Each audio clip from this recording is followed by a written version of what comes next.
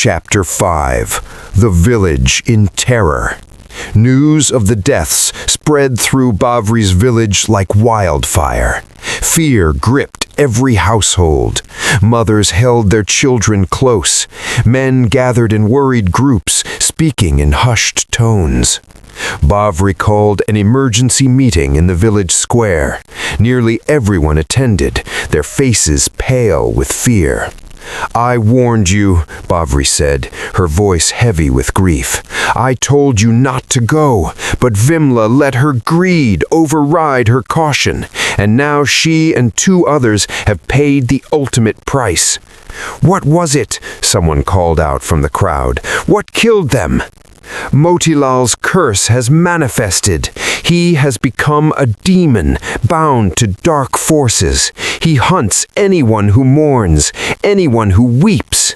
As long as this curse remains active, we are all in danger." "Then what do we do?" another voice asked. "We can't stop being Rudalis. This is our livelihood. Our families will starve." "For now, we refuse all mourning jobs, no matter how much money they offer. Our lives are worth more than silver." An old woman in the back spoke up, her voice trembling. "But Bavri, if we don't mourn, we don't earn. And if we don't earn, we don't eat. You're asking us to choose between starvation and death by demon." Bavri had no answer for that. That night, as the village tried to sleep despite their fears, strange things began to happen. People heard growling outside their homes, deep, inhuman sounds that made their blood run cold. Shadows moved past windows, even though no one was there. Children woke up crying from nightmares of a gray-skinned monster with red eyes.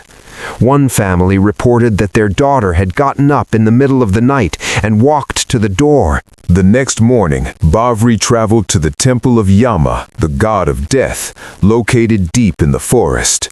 It was said that the head priest there, Mahant Shivanand, was a man of great spiritual power who understood the mysteries of death better than anyone alive. The temple was ancient, carved from black stone, decorated with skulls and images of death.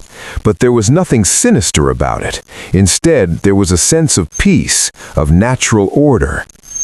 Mahant Shivanand was an elderly man, probably in his 80s, with a long white beard and eyes that seemed to see through to one's soul. He wore simple orange robes and sat in meditation when Bavri arrived. Without opening his eyes, he spoke. "You carry death's shadow with you, daughter. Not your own death, but the deaths of many."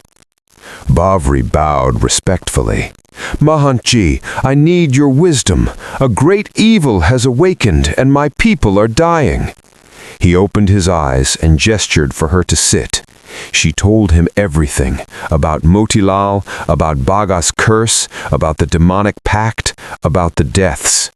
When she finished, Mahant Shivanand was quiet for a long time. Finally, he spoke. "What you're dealing with is a Shok Pishacha, a grief demon. It is one of the most dangerous forms of supernatural entity because it feeds on the most natural human emotion, sorrow. Every tear shed, every cry of mourning gives it more power. How do we stop it? You cannot destroy it through force. The dark powers protecting it are too strong, but you can break the curse that binds it to this world. How? Motilal's curse was born from a specific circumstance. He was forbidden from mourning his own sons. His grief was trapped inside him, festering, growing toxic. The demon he has become is essentially that trapped grief, amplified and weaponized by dark forces. Bavri leaned forward. "So, if we can somehow allow him to mourn, to release that grief—" "Exactly. The curse will be broken. The demon will finally be able to rest." "But how? His sons are dead. They've been dead for 10 years. How can he mourn them now?" Mahant Shivanand stood and walked to a cabinet, pulling out an ancient text.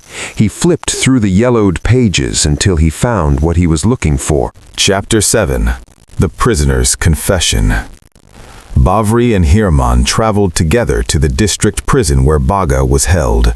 The journey took 2 days, and Hiraman spent much of it in silence, lost in his own thoughts. "Do you hate Bhaga?" Bavri asked on the second day. Hiraman considered the question. "I should. He killed my nephews, children I loved, but I also hate my brother for what he did to Bhaga's son.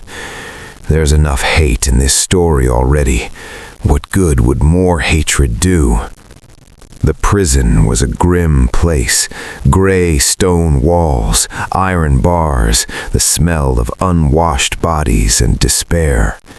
The guards were reluctant to let them see Bhaga, but Hiraman's money and status eventually persuaded them.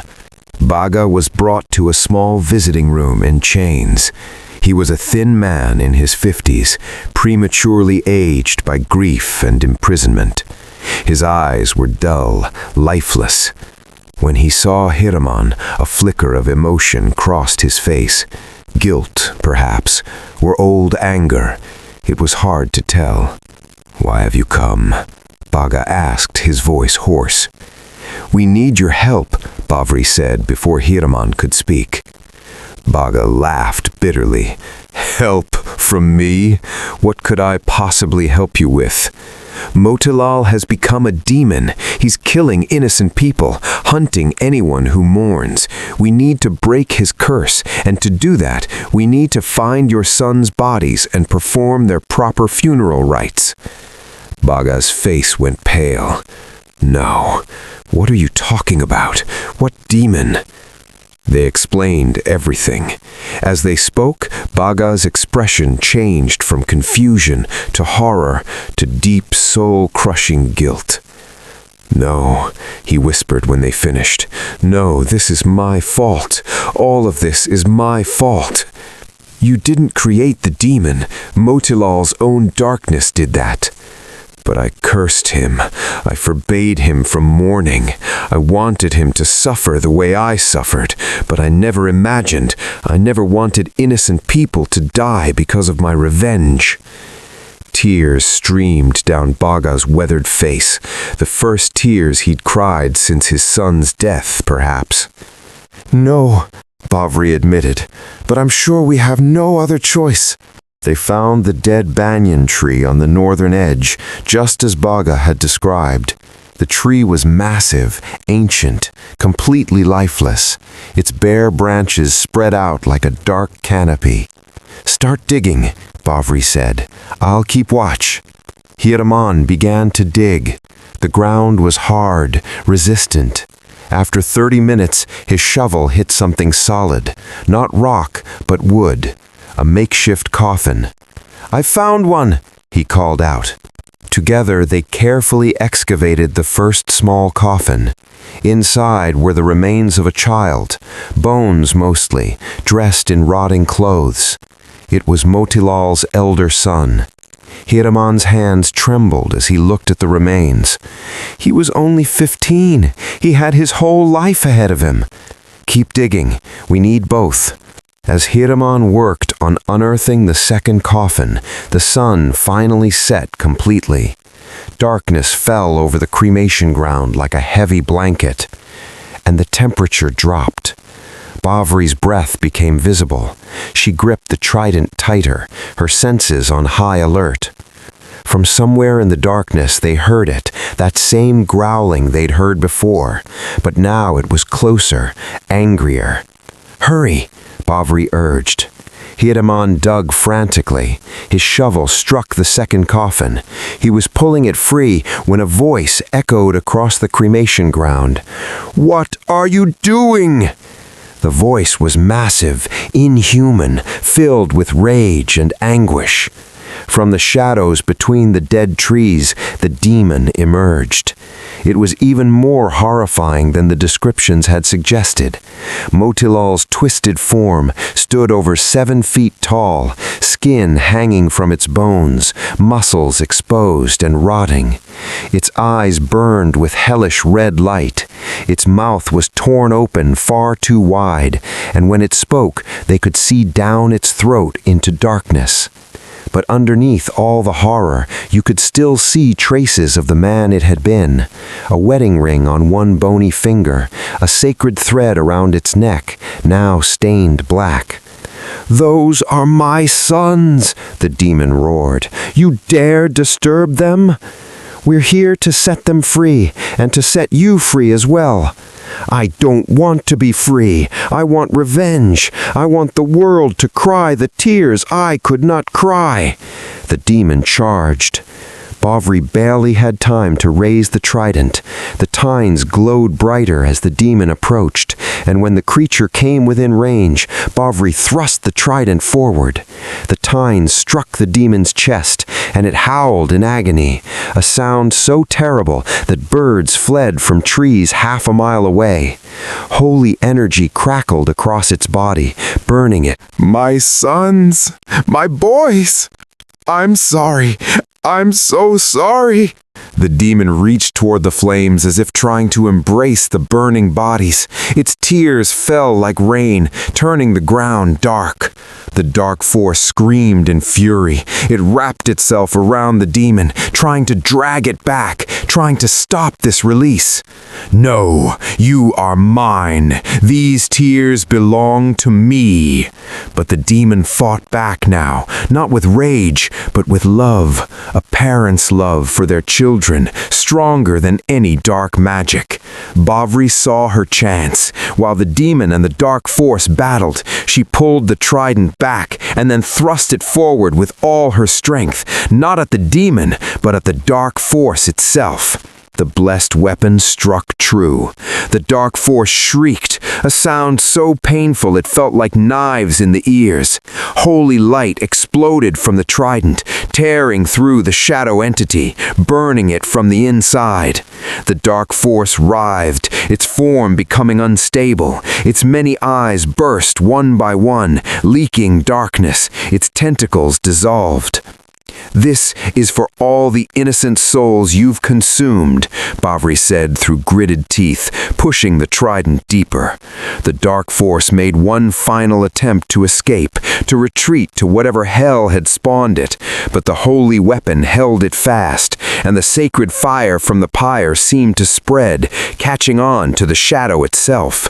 The dark force burned, and as it burned, it screamed, and in those screams, Bavri could hear the voices of all its victims, hundreds, maybe thousands of souls it had claimed over centuries, all finally being released. When the dark force finally dissolved completely, vanishing into nothing, the demon collapsed. It was changing again. The grotesque, monstrous features were fading away. The gray skin became human again. The twisted body shrank back to human proportions. On the ground lay not a demon, but a man, Motilal, as he had been in life, wearing the same clothes he died in. He was still crying, still staring at the pyre where his son's remains burned. Bavri approached cautiously, the trident ready. Motilal looked up at her, his face wet with tears. "Thank you," he whispered. "Thank you for freeing me. I was trapped inside that thing, watching it kill, unable to stop it. My grief feeding it, making it stronger. But now I can mourn properly. Now I can say goodbye." "You have much to atone for," Bavri said. "The people you destroyed with your greed, the lives you ruined. I know, and I will spend eternity atoning, if that's what's required. But at least I could cry for my boys. At least I could love them one last time." Motilal's form began to fade, becoming transparent. "The curse is broken. The innocent will be safe now.